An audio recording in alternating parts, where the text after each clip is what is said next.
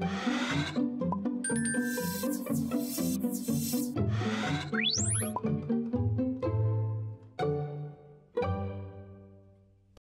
hikaw ni Camille.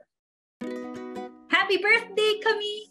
Masayang bati ng kanyang pamilya. Birthday ngayon ni Camille. Nagkaroon sila ng kaunting salo-salo kasama ang kanyang mga kapamilya. Sana ay magustuhan mo ang regalo namin sa iyo.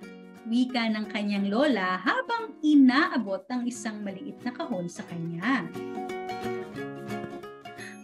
Wow! Ang ganda po! Maraming salamat, Lola! Sagot ni Camille habang pinagmamasdan ang hikaw na nasa loob ng maliit na kahon. Iyan ang premyo mo dahil alam kong napakasipag mong mag-aral. Paliwanag ng kanyang lola. Maraming salamat po, Lola! Araw-araw ko po itong isusuot. Pangako ni Camille habang isinusuot ang mga hikaw na may maliliit na diamante. Napakasipag ng mag-aral ni Camille, kaya lang, mahirap para sa kanya ang pagiging malinis.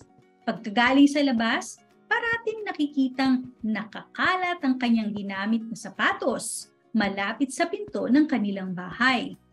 Minsan kumain siya ng pakwan at alam nyo, iniwan niyang nagkalat sa sahig ang mga buto nito. Madalas pinagsasabihan si Camille ng kanyang mga magulang tungkol dito. Isang araw, napansin ni Camille na nawawala ang hikaw na regalo sa kanya ng kanyang lola.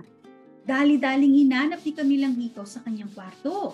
Pero dahil magulo ang kanyang kwarto at madaming kalat sa buong lugar, nahirapan siya. Dumaan ang ilang minuto, pero lalo lamang gumulo ang silid ni Camille.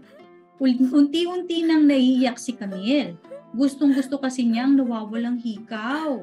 So, palagi ninyo mahanap pa kaya ni Camille ang hikaw? Tignan natin. Inay! Inay! Paiyak na sigaw ni Camille. Anong nangyari, Camille? Nag-aalalang tanong ng kanyang nanay. Nawawala ko po ang isang pares ng hikaw na regalo ni Lola. Kanina ko pa po hinahanap pero hindi ko po makita. Iyak ni Camille.